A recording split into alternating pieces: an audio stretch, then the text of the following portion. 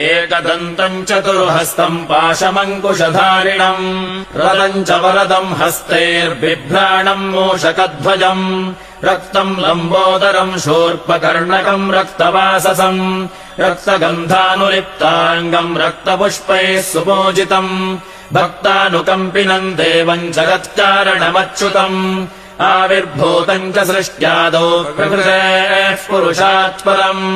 एवम् ध्यायति यो नित्यम् स योगी योगिनाम् वरः नमो व्रातपतये नमो गणपतये नमः प्रमथपतये नमस्तेऽस्तु लम्बोदरायैकदन्ताय विघ्ननाशिने शिवसुताय श्रीवरदमूर्तये नमः एतदथर्वशीर्षयोधीते स ब्रह्म भूयाय कल्पते स सर्वविघ्नैर्न बाध्यते स सर्वतः सुखमेधते स पञ्चमहापापात् प्रमुच्यते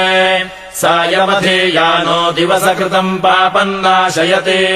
प्रातरधीयानो रात्रिकृतम् पापम् नाशयति सायम् प्रातः प्रयुञ्जानः पापो भवति धर्मार्थकाममोक्षम् च विन्दति इदमथर्वशीर्षमशिष्याय न देयम् यो यदि मोहाद्दास्यति स पापीयान् भवति।